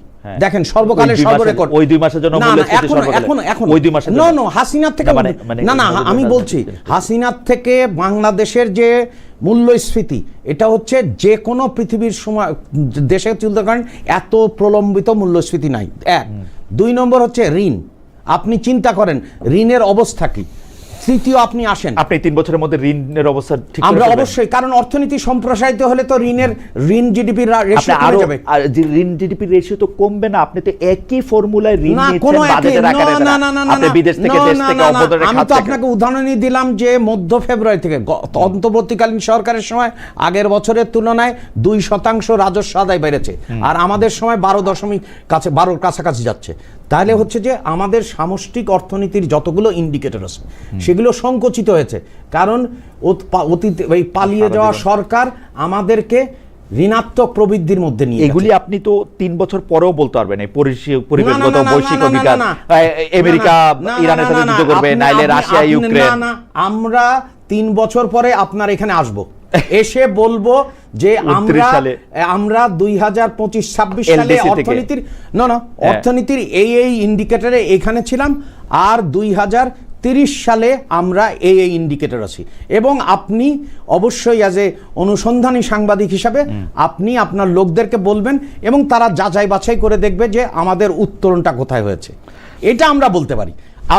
আমি অবশ্য বাজিকর না যে বাজি লাগবো, কিন্তু আমরা এটা আমি একটা বিষয় না, বাজিকর হইতে বাজি লাগবে না। আমি একটা বিষয় আপনাকে আগে থেকে বলে দিতে পারি, যেটা আপনিও জানেন আমিও জানি, আমরা সকলেই জানি, আপনি 6,95,000 কোটি টাকা রাজস্ব আদায় করতে পারবেন না।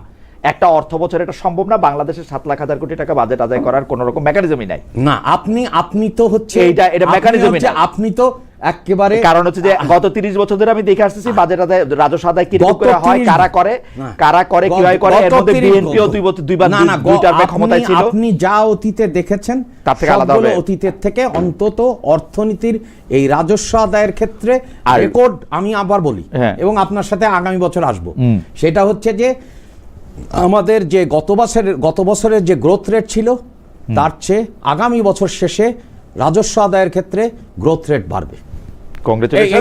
আমরা এটা দেখব। হ্যাঁ, অবশ্যই দেখবেন, কারণ বৃক্ষর ফলে পরিচয় হইতে হবে। জি, আচ্ছা, আপনি ব্যাংক যেটা খেলাপিদের কাছে চলে গেছে ওটা সম্পর্কে যদি একটু বলতেন যে আপনার ব্যাংক আপনি তুলে দিয়েছেন। এইটা আপনাকে দেখতে হবে যে ব্যাংকের অবস্থা খুব খারাপ অবস্থায় আমরা পেয়েছি। এইটা যদি কেউ না বলে, না, এটা অ্যাবসলিউটলি, এটার ব্যাপারে কোনো ডিসপিউট নাই। এখন যেটা আমাদের টেস্ট হবে যে আমরা কিভাবে খেলাপি ঋণের পরিমাণ কমাবো এবং ডিসিপ্লিন আনবো। সংজ্ঞা পাল্টায় দিবেন। খেলাপি ঋণ আগে 90 দিন হলেই বলতেন, এখন 1 বছর পরে বলবেন। না, আমরা will go with the international standard. আচ্ছা, আমাদেরকে 1 থেকে 2 বছর সময় লাগবে, কারণ হচ্ছে যে পরিমাণে খেলাপি হয়েছে, কারণ আগে তো লুকিয়ে রাখা হয়েছিল, এদিকে ডিভিডেন্ড দেওয়া হচ্ছে, কিন্তু পরে আমরা ফরেনসিক অডিট করে দেখলাম যে এই ব্যাংকের এনপিএল হচ্ছে এত, মানে খেলাপি ঋণের পরিমাণ। তা আমাকে এইটা আপনি জানেন যে অর্থনীতির ক্ষতি হয় খুব কম সময়, কিন্তু সেটা পুনরুদ্ধার, আর্থিক খাতের পুনরুদ্ধারের সময়টা বেশি লাগে। সেই জন্য আমরা বলছি যে এটা 1 থেকে 2 বছর লাগবে, এবং 1 থেকে 2 বছরের মধ্যে এবং কিছুদিনের মধ্যেই আপনি দেখবেন যে হচ্ছে যে একটা পুরো পরিকল্পনা, আর্থিক খাতের সংস্কারের পুরো পরিকল্পনা বাংলাদেশ ব্যাংক ঘোষণা করবে। কারণ এইটার সময় অনেক সময় আমরা ভুল করি যে অনেকগুলো বিষয় সরকার বলতে পারে না আর্থিক খাত সম্পর্কে, কারণ আর্থিক খাতে তা না হলে তো অতীতের কায়দা হবে, যেখানে বাংলাদেশ ব্যাংকে বলা হতো আর করা হতো। আমরা তো মনে করি যে স্বায়ত্ত শাসনটা আনতে হবে, কারণ স্বায়ত্ত শাসনটা না আনলে যেমন হচ্ছে, খেয়াল করেন সবাই বলে কি ব্যাংক মালিক, আরে ব্যাংকের কিভাবে মালিক হয়? কারণ সে মাত্র উদ্যোক্তা, শেয়ার হোল্ডার। ফ্যান্টাস্টিক। আমানতকারী হচ্ছে ব্যাংকের মালিক। তফসিলি বা বাণিজ্যিক ব্যাংকের কথা আপনি ছেড়ে দেন, আপনি যেভাবে আপনার সরকার বাংলাদেশ ব্যাংকের গভর্নর নিযুক্ত করলো, আগের গভর্নরকে অলমোস্ট মপ করে ভাগায় দিয়ে, এবং একজন গার্মেন্টস ব্যবসায়ী এবং যার পদবি আমি তার Facebook social media handle, Facebook না সোশ্যাল মিডিয়া হ্যান্ডেলে দেখতে পাচ্ছি যে তিনি হচ্ছেন managing director and CEO Hira sweaters limited, chairman BGMEA standing committee on Bangladesh bank, মানে বিজিএমইএ মানে পোশাক শিল্প রপ্তানিকারকদের যে মানে অ্যাসোসিয়েশন, সেইটার স্ট্যান্ডিং কমিটি অন বাংলাদেশ ব্যাংকের তিনি হচ্ছেন কি চেয়ারম্যান। উনাকে আপনারা এর অতীতে কোনোদিন, আপনি সবাইরে চিনেন বাংলাদেশে, যারা অর্থনীতি নিয়ে কাজ করে, পড়াইছে, যারা বিন্দু মানে সবাইরে আপনি চিনেন, একজন এরকম ব্যবসায়ীরে নিয়ে আইনা আপনারা গভর্নর করে দিলেন উইদাউট, মানে আমি এর চেয়ে বড় বিষয় আছে খলিলুর রহমান, যে ওই সরকারের নিরাপত্তা উপদেষ্টা, এই সরকারের পররাষ্ট্রমন্ত্রী, কিন্তু উনি আরো বড় বিষয়, মোস্তাকুর রহমান আরো বড় বিষয়। আপনার কাছে মনে হয় না যে এইটা আপনার একটা কনফ্লিক্ট অফ ইন্টারেস্ট আছে? আচ্ছা, আপনি যে কথাগুলো বললেন, জি, আমরা মনে করেন ফেডারেল রিজার্ভের কারা কারা গভর্নর হয়েছে সেটা দেখতে পারি। আমাদের কোনোভাবেই বলবে না যে এইটা অর্থনীতিবিদরাই কেন্দ্রীয় ব্যাংকের গভর্নর হতে পারে, এইটা হতো। আচ্ছা, দ্বিতীয় আমরা দেখতে পারি যে অনেকগুলো ক্ষেত্রে আপনার আমলারাও হয়েছে, অনেকগুলো ব্যাংকার হয়েছে, কোনো জায়গায় অ্যানালিস্ট হয়েছে, কোনো জায়গায় সাংবাদিকও হয়েছে, পৃথিবীব্যাপী। আবার আমাদের তাহলে এইটা একটা। এখন দেখেন আমরা যেভাবে স্টেরিওটাইপ চিন্তা করি, অধ্যাপকরা কি রকম ব্যাংকিংয়ে পারফর্ম করছে, অনেকগুলো ব্যাংকের খুবই খারাপ পারফর্ম করছে না, আমি কোনো প্রফেশনালি যাচ্ছি না, আমি বলছি যে আমরা যে ধারণা করছি যে অমকটাই ঠিক, আমি সেটা বলছি। আমি কিন্তু কোনো প্রফেশনকে করলেন কেমনে, কেমনে করলেন? আপনি জানেন যে একটা লোক বাংলাদেশ ব্যাংকে যায় বিজিএম এর হয়ে লবিং করার জন্য, ওই লোককে আপনি বাংলাদেশ ব্যাংকের গভর্নর করে দিলেন। আপনার ব্যাপারটার কানেকশনটা এইগুলো হচ্ছে আপনার অ্যাসারশনের মতো। ওই আপনার হচ্ছে যে আমরা অনেক সময় টেলিভিশনে অনেক যেরকম দেখি না, কতগুলো জায়গার টেলিভিশনে দেখি না, তো এইটার কথাটা আমার সেই রকম, ওই যে নাম আছে যারা বিভিন্ন রকমের চিৎকার করে, আবার কেউ কোনো সময় এক সময় কূটনীতিবিদও ছিলেন কিন্তু জোরে সরে চিৎকার করে, আবার অনেকগুলো দেশের টেলিভিশনে বড় জোরে সরে চিৎকার করে, এই রকম কথা হয়ে যাচ্ছে আপনার খালেদ মহিউদ্দিন। কিন্তু আমরা যেটা বলতে পারি সেটি হচ্ছে যে আমরা এই গভর্নর স্বাধীনভাবে কাজ করে স্বায়ত্তশাসন ভোগ করে 2 বছরের মধ্যে যদি আর্থিক খাতে শৃঙ্খলা আনেন, তখনই সেটাই হবে তার টেস্ট। তাহলে এই চ্যালেঞ্জটা হচ্ছে তাই। এই 4 মাসে তফসিলি ব্যাংকগুলিকে লাইনে আনার জন্য উনি কি করলেন? আপনার দেখেন, খেয়াল করেন, এর মধ্যে কিন্তু অনেকগুলো পুনর্জাগরণের ঘটনা ঘটেছে। যেমন গ্রামীণ অর্থনীতিতে পুনর্জাগরণের জন্য ব্যাংকের সবাই মিলে ঠিক করেছে যে 1 ভিলেজ 1 প্রোডাক্টে যাবে। দ্বিতীয় হচ্ছে যে আমার আর্থিক খাতের পুনর্জাগরণের জন্য আমার দরকার হচ্ছে যে বিনিয়োগকারীদের অর্থায়ন, কারণ প্রত্যেকেই ক্যাপিটালস ডেফিসিটে আছে, সেই জন্যে হয়েছে কি 60,000 কোটি টাকার তহবিল গঠিত হয়েছে। তৃতীয় হচ্ছে যে আমাদের যে সম্মিলিত ইসলামী ব্যাংক, যেটা হচ্ছে বাংলাদেশের পরিশোধিত মূলধনের আকারে সবচেয়ে বড় ব্যাংক, এই যে অন্য ব্যাংকগুলো নিয়ে হয়েছে, সেইগুলোর মূল কি হবে। তারপরে হচ্ছে যে আপনার খেলাপি ঋণের ক্ষেত্রে আমাদের কি কি ব্যবস্থা নেওয়া হবে। তারপরে সবচেয়ে বড় জিনিস আমরা হচ্ছে যে ক্যাশলেস, যেটা কাজ করছেন সেটা তো না, আমরা ক্যাশলেস না, এটা তো আমি বলেই নিয়েছি পরীক্ষার প্রশ্ন। না, আমরা বলেই নিয়েছি যে এই আর্থিক খাতে একটা বিশৃঙ্খল আর্থিক খাত উত্তরাধিকার সূত্রে পাওয়া গেছে, এইটা ঠিক করতে 1 থেকে 1.5 বছর লাগবে, কারণ এটা কারোর কাছে ধনন্তরী নেই। আমি কিছুদিন আগে আন্তর্জাতিক মুদ্রা তহবিলের যে বাংলাদেশ এবং অন্যান্য দেশের নিয়ে যে এক্সিকিউটিভ ডিরেক্টর, ওনার সাথে কথা বলছিলাম। উনি আগে রিজার্ভ ব্যাংক অফ ইন্ডিয়ার চেয়ারম্যান ছিলেন। উনি বলছেন যে এই পরীক্ষাগুলো আমরা কখনো করি নাই। বাংলাদেশের যে ব্যাংকিং খাতের, বিশেষ করে ব্যক্তি খাতের ব্যাংকিংয়ের অবস্থা, সাধারণত আমরা অতীতে শুনেছি কি সরকারি মালিকানাধীন। আমি আপনাকে 2টা বক্তব্য পাশাপাশি বলি, আপনি এটা বলেন। মানে জামাতে ইসলামের আমির ডক্টর শফিকুর রহমান অন্তর্বর্তী সরকারের আমলে বলেছিলেন ইসলামী ব্যাংক মায়ের কোলে ফিরে এসেছে, ব্যাংকটিতে আবার রদবদল করেছে হচ্ছে বিএনপি সরকার। ইসলামী ব্যাংককে এস আলম এর কাছে তুলে দেওয়ার জন্য সকল ব্যবস্থাপনা করছে সরকার, সেটা হচ্ছে আরেকটা বক্তব্য। আপনি যদি দুটো বক্তব্য নিয়ে একটু একটা তো বলতেন। হচ্ছে যে রাজনৈতিক নেতারা প্রতিদিন প্রতি রকম বক্তব্য দেন, এই মার্কিন যুক্তরাষ্ট্রে দেন, ভারতে দেন, এবং যুক্তরাজ্যে দেন, এবং সব দেশে দেন। এটা হচ্ছে রেটোরিক্স। আসলে রিয়েলিটি কি? রিয়েলিটি হচ্ছে যে আমরা যে ব্যাংক রেজুলেশন অ্যাক্টের দিকে গেছি, সেই অ্যাক্টের অধীনে সিদ্ধান্তগুলো গ্রহণ করা হবে। এক। 2 নম্বর হচ্ছে যে আপনি যে বিরোধী দলের নেতার কথা বললেন, আপনার মনে আছে যে বাজেট এস আলমকে বাড়তি সুবিধা আমি আসছি, আমি প্রত্যেকটা প্রশ্নের উত্তর দেব, কারণ আমাদের উত্তর দিতে হবে, কারণ জনগণের কাছে দায়বদ্ধ হিসাবে যে কোনো প্রশ্নের আপনারা করবেন এবং উত্তর দেব। দ্বিতীয় আসি, যার কথা বললেন, মাননীয় প্রধানমন্ত্রী বাজেট বক্তব্য শেষ করছেন এই বলে যে আমি আশা করেছিলাম বিরোধী দলের নেতা এই ক্ষেত্রে কর সুবিধা বা কর বৃদ্ধির প্রস্তাব দেবেন, কিন্তু তিনি যেহেতু দেন নাই, আমরাই এইগুলো দিচ্ছি। এবং এটা কিন্তু সংসদের ফ্লোরে হয়েছে, তাহলে সেটাকে দেখতে হবে আপনাকে। তৃতীয় যে ব্যক্তির আপনি নাম বললেন, আমরা পরিষ্কার বলতে চাই, সেটি হচ্ছে যে আপনার নিয়ম মেনে চলা হবে এবং অনুরাগ বিরাগ বা স্বার্থের অনুযায়ী কোনো ব্যবস্থা নেওয়া হবে না। তাহলে তো আপনার ব্যাংকিং প্রক্রিয়ায় তারা অ্যাপ্লিকেশন করলে তাদের ব্যবস্থা হতো কেন? তারা কেন এখন কত কোটি টাকার আইনজীবী নিয়োগ করেছে? আপনি ইতিমধ্যে দেখেছেন, কিন্তু 22টা প্রতিষ্ঠানের জি আসেন 22টা প্রতিষ্ঠানের নামে বেনামে এস আলমের 80% ইসলামী ব্যাংকে শেয়ার আছে। আপনাকে সেটা দিয়েছে, ছাড় দিয়েছি। আপনারা সেটাই বলছেন যে পুরনো শেয়ার হোল্ডাররা এখন ফিরে আসবে। না, আপনি দিয়েছেন, সেটা তো না ডিরেক্টেড টু, মানে ডিরেক্টেড টু এস আলম। না, আপনি দেখেন যে ধারার কথা বলছেন, সেই ধারা কিন্তু বাতিলের প্রস্তাব আসছে এবং আমরাই আনবো।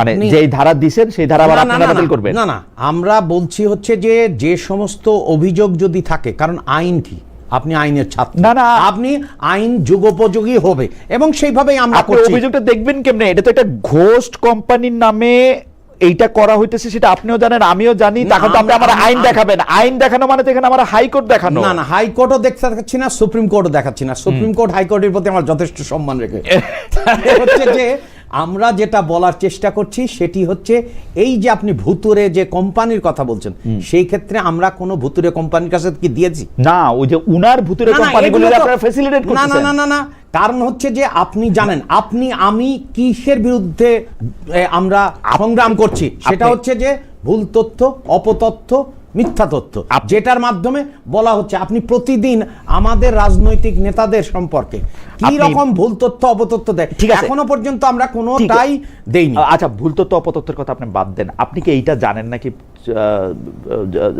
মাননীয় অ্যাডভাইজার, যে আপনি এখন ইসলামী ব্যাংকের সকল নিয়োগ, সেইটা এমডি হোক আর যাই হোক, নিয়ন্ত্রণ করতেছেন এস আলম?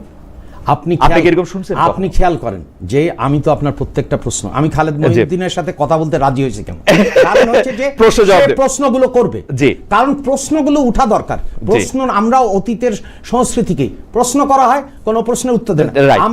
আপনি যেটা বলছেন, এই ভূত তো বাংলাদেশে ছিল, এখনো পুরো চলে গেছে, আমি সেটা বলছি না।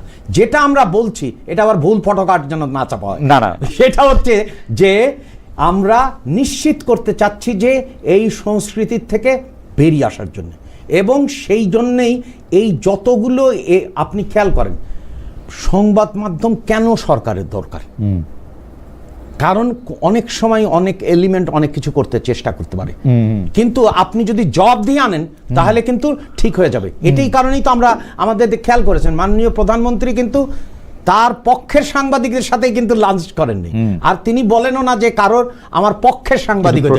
প্রশ্নের জবাব তো দেন না। না, জবাব দিছি, আপনার কোনো ভুতুরে কোম্পানি আর তার নামের কোম্পানি হোক, আইনের গতিতে চলবে এবং পুরনো ব্যক্তি পুরনো শেয়ারহোল্ডারদের কাছে ব্যাংক ফেরত। আর আপনি এটাও জানেন যে কোনো জায়গায় আমি একটা কোম্পানির নাম ধরে বলতে পারি না। ওকে। হ্যাঁ, ঠিক কারণ আছে। এটা তো তাই না আন্তর্জাতিক রীতিশুদ্ধ ব্যাপার। আইন তার নিজস্ব গতি আইন কথা। আইন আইন তার নিজস্ব না না আইন তার নিজস্ব যেটা গতি কথা। চলবে সেটা হচ্ছে যে আপনি যে আমি আপনার আইনের কথা বলেন। না না আমি আপনার আইনের কথা বলি। আপনি যে ব্যক্তির Interesting. কথা বললেন, যে ভূতুরে কোম্পানি কথা বললেন, সেই কোম্পানির থেকে আমরা দেশকে আমরা এর মুক্ত আগে- করব। আমরা এর আগে আইন কিরকম দেখছি, আমরা আইন দেখছি হচ্ছে আওয়ামী লীগের আমলের কথা বলতেছি যে এসালামের বিরুদ্ধে জি। তদন্ত হবে এরকম একটা যখন উদ্যোগ নেওয়া হয়েছে, জি। হাইকোর্ট হ্যাঁ। হাইকোর্ট থেকে বলা হয়েছে যে না এই তদন্ত করা যাবে না। এক্স্যাক্টলি আপনি যেটা বললেন, হাইকোর্ট থেকে সে- বলে আপনি দিয়েছে। আপনি একেবারে ঠিক বললেন। সেই জন্য আমি বলছি যে আমরা ডিকটেট করতে চাই না বাংলাদেশ ব্যাংকে, আমরা ডিকটেট করতে চাই ডিক্টেট না। করবেন কেন? জায়গা মতো লোক বসাইছেন। না না, জায়গা মতো আপনি খেয়াল করেন, একজন সংসদ সদস্যের এর বাতিল করেছে না প্রার্থিতা, করছে। তাহলে দেখেন। ওকে, ঠিক আছে, আমি দুইটা কুইক ইয়াতে আসছি, আপনার মিটিং আছে সেই জন্য আমি আপনার না, না, বলতে আপনার থাকেন, জন্য- আমি চেষ্টা করি। আচ্ছা, জি, আপনাকে যতটা সময় পারা যায়, জি। যে দুইটা জিনিস, একটা হচ্ছে যে কিউআর কোড সব জায়গায় করার জন্য একটা ব্যাপার, সেটা যেটা মোস্তাকুর রহমান ঘোষণা দিয়েছে যে বাংলাদেশ ব্যাংকের মাননীয় গভর্নর, যে সারা বাংলাদেশে কিউআর কোড ব্যবহার করা সবার জন্য বাধ্যতামূলক হবে। এইটা আবার একটা মানে একটা খানাদানার একটা প্রক্রিয়া কিনা, যে কোন একটা কোম্পানিকে আপনারা কাজ দিবেন। আচ্ছা, দুই নাম্বার না, এক সেকেন্ড আমি এটা বলি, যে কারণ হচ্ছে যে এটা খুবই গুরুত্বপূর্ণ এই বিষয়। ফিনটেক এবং হ্যাঁ, কিউআর কোড, হ্যাঁ, আমরা কি- আগের সরকারের ব্যাপারে এই ফিনটেক আর কিউআর কোড নিয়ে ইউ নো দ্যাট একেবারে ঠিক, এবং অন্তর্বর্তী সরকার একেবারে ঠিক, রাইট। একেবারে ঠিক। আমাদের আসলে ক্যাশলেস যতদিন না যেতে পারবেন ততদিন পর্যন্ত আপনার কর জালিয়াতি ফাঁকি করতে পারেন না কর। সেই জন্য এখানে আসার আগে পৃথিবীব্যাপী স্বীকৃত পন্থাটা হচ্ছে এস্তোনিয়ায় আছে। এস্তোনিয়া, হ্যাঁ, এবং এস্তোনিয়া কিন্তু আমরা ঘুরে এসেছি এবং এটা চাই যে দ্রুততার সাথে আমাদের পুরো ক্যাশলেস সোসাইটির দিকে যাওয়া, অর্থাৎ ওয়ান সিটিজেন ওয়ান কার্ডের দিকে। কারণ এটা না করলে আপনি চিন্তা করেন, যদি ট্রানজ্যাকশনটা আপনার ডিজিটালি হয়, চুরির পরিমাণ অনেক কমে যাবে। আপনি যেটা বলছেন যে ডিজিটালের নামে যে চুরি, এটা তো অবশ্যই বন্ধ করতে হবে এবং এবার হবে না। এই এস্তোনিয়া নিয়ে আমি কথা বলতে চেয়েছিলাম। জি। আমরা দেখছি যে প্রধানমন্ত্রী তারেক রহমান একজন সিটি কর্পোরেশনের মেয়র মশা কিভাবে নিয়ন্ত্রণ করবে যাওয়ার সময় তিনি বলছেন যে না, পুকুর পাড়ে বসে থাকেন, টোবার পাড়ে বসে থাকেন, মশা মারা শিখতে পারবেন। এখন মোস্তাকুর রহমান বাংলাদেশ ব্যাংকের গভর্নর, তার নেতৃত্বে যখন একটি প্রতিনিধি দল এস্তোনিয়া সফর করে, এইটা কেন অনলাইনে দেখা গেল না যে কিভাবে একটা ক্যাশলেস সোসাইটি হয়? এস্তোনিয়া তালিন যাইতে, আমি তালিন গেছি, তালিন গিয়ে আমি এটা কেমনে, মানে তালিনের কার সাথে আমি কি কথা বলে আমি এটা জানবো যে এটা গুরুত্বপূর্ণ না, ওনার নেতৃত্বে যায়নি, এখানে আমি ছিলাম, জি। আইসিটি অ্যাডভাইজার ছিল, জি। বাংলাদেশ ব্যাংকের লোক ছিল, জি। যারা বা জাতীয় পরিসংখ্যানের সাথে জড়িত সবাই ছিল। এটা এবং এটা গিয়া কি বুঝলেন? না না, মানে এটার মধ্যে তালিন- খুবই তালিন চমৎকার গিয়া কি চমৎকার। বুঝলেন? আপনার হচ্ছে জি। যে আমরা ইতিমধ্যেই কাজ করছি, যে একাডেমিটা এইটা পুরো ব্যবস্থাটা এস্তোনিয়ার করেছে, তাদের সাথে আমরা কিভাবে কাজ করব, এবং ইতিমধ্যেই কিন্তু আমরা কাজ শুরু করেছি। এটা কিন্তু একটা পার্ট, প্রথমে কাজ শুরু হয়েছে এবং ওইখানে ইতিমধ্যেই কিন্তু এস্তোনিয়া সরকারের যারা এই কাজটা করেছে তারা ঢাকায় অফিস স্থাপন করেছে এবং মানে এটা কেন জুমে সম্ভব হলো না? মানে আমি ফর্মুলায় ফেলতে চাইছিলাম, আপনি যান তালিন, যান, সুন্দর। না না, সুন্দরের সাথে কোনো সম্পর্ক নেই। আপনি তো তাহলে বলবেন যে সুন্দর সুন্দর শহরে বায়োডাইভার্সিটি নিয়ে সম্মেলন হয়, কিন্তু বায়োডাইভার্সিটির কিছু হয় না। আমরা সেটা করিনি। আমরা মিনিস্ট্রি অফ ফাইন্যান্সে জিজ্ঞেস করছি কিভাবে তোমরা এটা করছো, সেন্ট্রাল ব্যাংকের কাছে বলা হচ্ছে, তারপরে হচ্ছে যে পুরো সিস্টেম, এবং এইটার ফলে আপনি যেটা আপনার মাননীয় প্রধানমন্ত্রীর যে নির্দেশ খুবই ঠিক, কোন জায়গায় আপনার জ্ঞান নিতে হবে এবং কোন জায়গায় আপনার যাওয়ার দরকার নাই, সেটা কিন্তু পরিষ্কার। এবং আপনি দেখবেন যে আমাদের টার্গেট হচ্ছে 18 মাসের মধ্যে এই পুরো ডিজিটাল সিস্টেমে আনা, এবং ওদের সাথে প্রতিটি পর্যায়ের এবং এত ইন্টেন্স আলোচনা হয়েছে, চিন্তা করা যায় না। ওকে, আবার এবং এটা কিন্তু এটা আলোচনাটা হয়েছে, এখন নেগোসিয়েশনটা হবে এবং কাজ শুরু হয়ে যাবে। আবার একটু আমেরিকায় ফিরে আসি। জি, জি। যে আমেরিকাতে সংসদের দক্ষিণ প্লাজায় মার্কিন যুক্তরাষ্ট্রের 250তম প্রতিষ্ঠা বার্ষিকী জি, জি। উদযাপন করতে দেখলাম। আবার ককাস অফ আমেরিকা হলো, এগুলির মাঝে কি আসলে? ককাস অফ, আমি তো কালকে দেখলাম যে হচ্ছে যে পার্লামেন্টারি ককাস অন চীনেও আছে, এটা ডক্টর মোশাররফ হোসেন এমপির নেতৃত্বে, এবং সব দলই আছে। কারণ হচ্ছে যে আপনার মার্কিন যুক্তরাষ্ট্রে আমি শুনলাম এখানে যখন নামি CR দিয়ে একটা কংগ্রেসম্যানের নাম শুনি, তাই না, এখানকার লোকজন বলে। তার মানে ইংল্যান্ডে যদি যান সেখানেও বাইটার পার্টিজান ককাসগুলো আছে। ককাসগুলো কাজ করে হচ্ছে যে আমরা তো আইসোলেটেড ওয়ার্ল্ডে না, ইন্ডিপেন্ডেন্ট ওয়ার্ল্ডে থাকি। এবং আপনি খেয়াল করেছেন যে বাংলাদেশের এর বর্তমান পররাষ্ট্রনীতিকে কিভাবে সম্মানের চোখে দেখা হয়। আমি অনেকগুলো জাতিসংঘের প্রতিষ্ঠানের প্রধানের সাথে সফর করেছি, তারা বলেছেন যে বাংলাদেশকে আমরা চ্যাম্পিয়ন করব, কারণ হচ্ছে যে বাংলাদেশের নতুন সরকারের প্রতি তাদের আস্থা এরকম না, নাকি সেটা গত সরকার যে অনেক ভালো করছে সেইটার প্রমাণ হিসেবে না, সেটা বলেনি। কারণ সেটা যদি বলতোই তাহলে তো আপনার এই নির্বাচনে খেয়াল করেন জাতিসংঘের গত নির্বাচনে কি পরিমাণে তারা সহযোগিতা করেছে, কারণ তারা বিশ্বাস করেছে যে, এবং সবাই এই বিষয়ে যে আপনার স্বচ্ছ আপনার পদ্ধতিতে আপনার নির্বাচিত সরকার হওয়া দরকার। কারণ বৈধতা না থাকলে কোনো রিফর্ম নেওয়া যাবে না তো, কারণ আপনাকে তো মেলা কঠিন রিফর্ম নিতে হবে। আপনি বলছেন আর্থিক খাতে রিফর্ম করতে হবে, আমাদের কর কাঠামোয় রিফর্ম করতে হবে, আমরা যেভাবে আমাদের রাস্তায় রিফর্ম করতে হবে, জ্বালানি খাতে রিফর্ম করতে হবে, শিক্ষা খাতে রিফর্ম করতে হবে, স্বাস্থ্য সেই মানে রিফর্ম কি আসলে মানে আমাদের স্বার্থে হবে নাকি মানে কোন একটা প্যাকেজ চুক্তির আওতায়? কেন আমি প্যাকেজটা দেখতেছি যে আপনি আইএমএফ এর কাছ থেকে নতুন করে $600 কোটি একটা প্যাকেজ চাইছেন, যে একই ফর্মুলা, মানে আইএমএফ এর কাছে আপনি বলতেছেন যে আমরা বিদেশি ঋণ আর বাড়াবো না, বিদেশি ঋণ বাড়াবো। আপনি জানেন যে এই লিস্ট ডেভেলপমেন্ট কান্ট্রিগুলির জন্য আইএমএফ এর লোনের মতো এরকম মানে ঋণ ফাঁদ, খেয়াল করেন ঋণের ফাঁদে আমরা যাব না। আপনি চাইতেছেন তো 600 কোটি টাকা। আপনি দেখেন হচ্ছে যে এই বাজেটের পরে আমাদের যে সামষ্টিক অর্থনীতির যে মৌল ফান্ডামেন্টালসগুলো, তার ডেভেলপমেন্ট কি, আমরা আইএমএফ এর কাছে আপনাকে তো অর্থ নিতেই হবে। আপনি ব্যবসা করেন, আপনি ঋণ নেন না, কিন্তু ঋণ পরিশোধ করার ক্ষমতা রেখে ঋণ নেন কিনা, দুটো ভিন্ন জিনিস। একটা হচ্ছে যে ঋণ আপনার কোনো অসুবিধা নেই, বাজেট ঘাটতিতেও কোনো অসুবিধা নেই, আবার এটা ভিন্ন কিন্তু দেখতে হবে যে গুণিতক প্রভাব আছে কিনা। কারণ গুণিতক প্রভাব যদি না থাকে ওই ঋণ নেবেন না। কারণ আমরা লক্ষ্য করেছি অনেকগুলো মেগা প্রজেক্টের ঋণ আমরা আপনারা কি করছেন দেখেন, এটা কি ইন্টারেস্টিং ব্যাপার। আপনারা কি করছেন যে আইএমএফ এর কাছে ঋণ চুক্তির আওতায় থাকা শেষ 3 কিস্তির $186 কোটি আপনার ঋণ আর নিতেছেন না। কারণ হচ্ছে যে ওইটার জন্য আপনার কঠোর শর্ত বাস্তবায়ন করতে হতো, জ্বালানি বিদ্যুৎ আর ভর্তুকি খাতে নতুন করে চাপ তৈরি হইতো। এইটা না করে আপনার নতুন একটা প্যাকেজ চাইলেন। আপনি খেয়াল করেন আমাদের যতগুলো বিষয় আমরা বলছি সেগুলো ইন্ডিজিনাস। যেমন হচ্ছে যে রেভিনিউ ব্যবস্থায় সংস্কার করতে হবে যাতে করে আমরা শিক্ষা, স্বাস্থ্য সহ সকল ক্ষেত্রে ব্যয় করতে পারি। দ্বিতীয়ত হচ্ছে যে আমাদের দরকার হচ্ছে যে আপনার জ্বালানি নিরাপত্তা নিশ্চিত করা, তা না হলে বিনিয়োগ পরিস্থিতি বাড়বে না। তৃতীয় আমাদের নিশ্চিত করা যায় কানেক্টিভিটি, কারণ আপনার পঞ্চগড় থেকে তেঁতুলিয়া পর্যন্ত তো সিমলেস কানেক্টিভিটি হইতে হবে, আপনার রেলের মাধ্যমে যেতে হবে। তো এইটা করার জন্য তো আপনার ক্যাপিটাল দরকার। আমার খেয়াল করেন, কিন্তু আমরা যে রিফর্মগুলো আনছি আর্থিক খাতেরগুলো, সেগুলো হচ্ছে যে কর হার না বাড়িয়ে কর আদায় করা বাড়া। দ্বিতীয় হচ্ছে যে আর্থিক খাতে পুনরায় শৃঙ্খলা নিয়ে আসা, এবং আমরা কোনো চুক্তিতেই যাব না যেটা হচ্ছে জনগণ এবং ব্যবসা প্রতিষ্ঠানের অসুবিধা হবে। লাস্ট প্রশ্ন, গত 2 বছর ধরে ভারতের সাথে আওয়ামী লীগের সম্পর্ক, এবং যেহেতু আওয়ামী লীগের সভানেত্রী বা সাবেক প্রধানমন্ত্রী, নিষিদ্ধ ঘোষিত আওয়ামী লীগের সভানেত্রী, তিনি ভারতে পালাইছেন, চুক্তি নিয়ে নানা রকম কথা আছে। আমাদের প্রশ্ন যে অন্তর্বর্তী সরকার বা বিএনপি সরকার তার আগের 15 বছরের কোনো চুক্তি বাতিল করে না, আমাদের সামনেও আনে নাই। এই চুক্তিগুলি সম্পর্কে কি আপনি জানেন যে কি কি চুক্তি ভারতের সঙ্গে এখন অ্যাক্টিভ আছে? বরং আমরা একজন পানি সম্পদ মন্ত্রীকে জানতে চেয়েছিলাম যে এই কয়েকদিন পরেই এই যে তিস্তা গঙ্গা পানি চুক্তি, মানে পানি চুক্তির একটা সময় শেষ হতেছে, নতুন করে চুক্তি, তখন তিনি কিন্তু আমাকে বলছেন যে এই চুক্তিটা তিনি আগের অবস্থাতেই চান। মানে আমরা পরিষ্কার এই সেই চুক্তিগুলিকে আপনার সামনে আনবেন কিনা, চুক্তিগুলি বাতিল হবে কিনা? আদানির চুক্তির ব্যাপারেও আমরা দেখছি যে অন্তর্বর্তী সরকারের এমন একজনের সাথে কথা বলছেন যিনি হচ্ছে গঙ্গা চুক্তি কারিগরি কমিটির সভাপতি। Right, right. আমি বলছি যে হচ্ছে যে আমাদের চুক্তির একমাত্র পরিমাপ হচ্ছে বিজ্ঞান। বিজ্ঞানগতভাবে আমরা দেখব যে আমরা গঙ্গা চুক্তি করলে আপনার বিজ্ঞানগতভাবে আমাদের কি চাহিদা, আমরা সেটাই উপস্থাপন করব।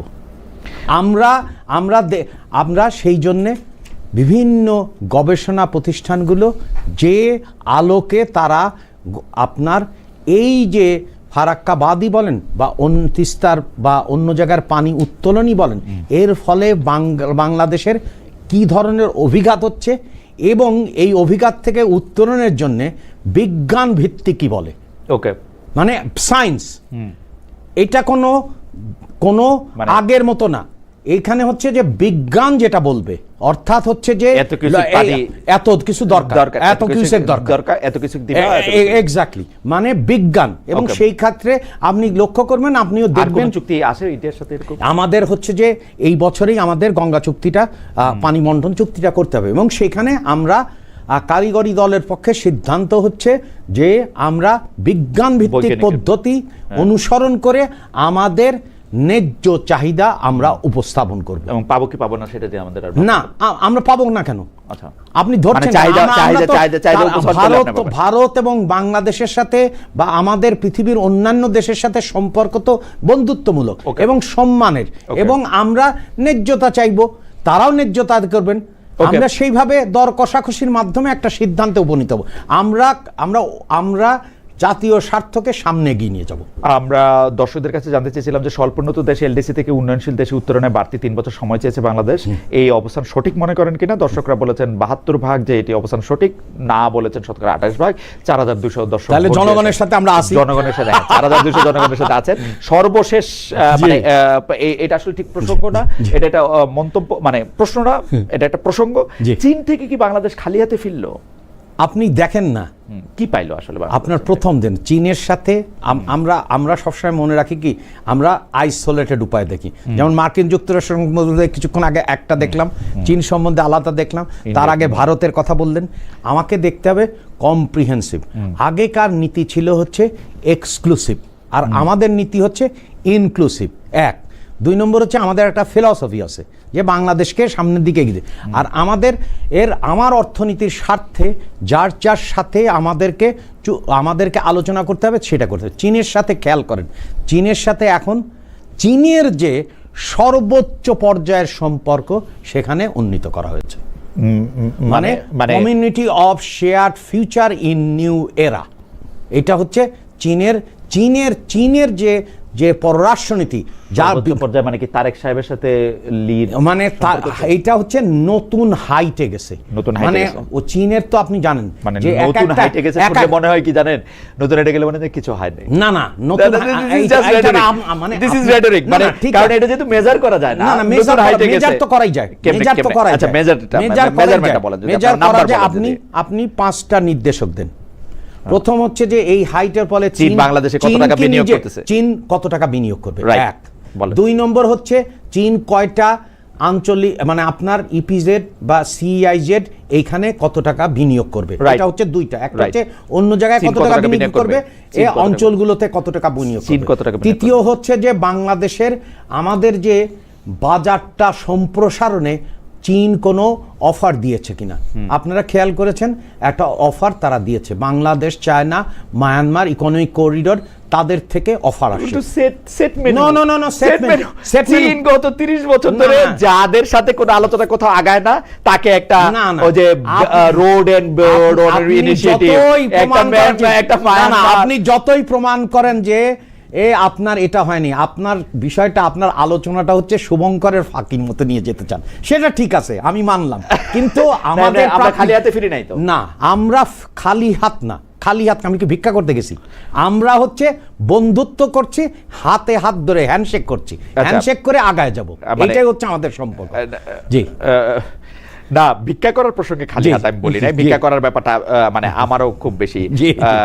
আমরা হচ্ছে বন্ধুত্বের সম্পর্ক নিয়ে সামনের দিকে এগিয়ে যাব, সেটা বিনিয়োগের মাধ্যমে, কর্মসংস্থান সৃষ্টির মাধ্যমে এবং কৌশলগত। আমাকে তো এক্সক্লুসিভ হলে চলবে না, কারণ এটা একটা ইন্টারডিপেন্ডেন্ট ওয়ার্ল্ড। আমার যেমন আমার P5 সবগুলো দেশের সাথে সম্পর্ক থাকতে হবে। ওকে, আচ্ছা, বাংলাদেশের এখন মাথা পিছু কত টাকা বৈদেশিক ঋণ আছে? এইটা হচ্ছে বলা যাবে না, কারণ হচ্ছে এক্স্যাক্টলি আপনি বলতে পারবেন না, কারণ আমরা হাতে দিয়েছি যে স্ট্যাটিস্টিক্স নিয়ে যে মাসাজিং হচ্ছে। আমি যে সাম্প্রতিককালে ইউএন ডেসার সাথে বৈঠক করলাম, সেখানে আমরা বলছি যে আমাদের ট্রাস্ট নাই এসে। আমি এখন একটা আপনাকে বলতে পারবো, কিন্তু আমরা কাজ করছি, ফরেনসিক অডিট করছি, মানে না বলপার্ক বলা যায়, কিন্তু ফরেনসিক অডিট করছি, ফরেনসিক অডিট করছি, অডিট করে আপনাকে তথ্যগুলো দেবো। কারণ হচ্ছে যে আপনি মাথা পিছু করতে যাবেন, আপনার তো কত জনগণ আপনি তো জানেন। রাইট ওইটা একটা ঝামেলা আছে। আপনি খেয়াল করেন, এটা কারণ আমরা তারপরে হচ্ছে যে আমরা এখন মোট বৈদেশিক ঋণ আমরা কত? ফরেনসিক মোট বৈদেশিক ঋণ যেমন কত? হচ্ছে আমরা ঠিক আছে, ভাগ যে দিলাম না, কথাগুলো ভাগ দিলাম না, ভাগ যে দিলাম না। কথাগুলো আমরা বৈদেশিক বলতে ঋণ কত? পারবো, বৈদেশিক ঋণ যে কত? কথাগুলো বলতে পারবো সেটা হচ্ছে যে আপনার পতিত সরকারের সময় 313% বৃদ্ধি পেয়েছে এ বৈদেশিক ঋণের, কারণ এই নাম্বারটা ফিগারটা ঠিক। ওকে, তারপরে হচ্ছে যে আমাদের কততে দাঁড়াইছে এখন? আমাদের এটা Total? হচ্ছে যে মানে এইটা যদি আপনি চিন্তা করেন 100 ছাড়ায় যায় এইটা, কিন্তু আমাদের যেটা দেখতে হবে সেটা হচ্ছে যে খুবই পরিষ্কারভাবে অনেকে আপনাকে এসে বলবে কি যে ডেট জিডিপি রেশিও তো আমাদের কমফোর্টেবল আছে, নো, তাই না? অনেক 40-এর নিচে। তারপরে কেউ কুতর্ক আওয়ামী লীগের সময় বলতো যে জাপানে তো এত শতাংশ, মার্কিন যুক্তরাষ্ট্রে কুতর্ক। আমার দেখতে হবে আমার আয়ের মাধ্যমে আমি সেটা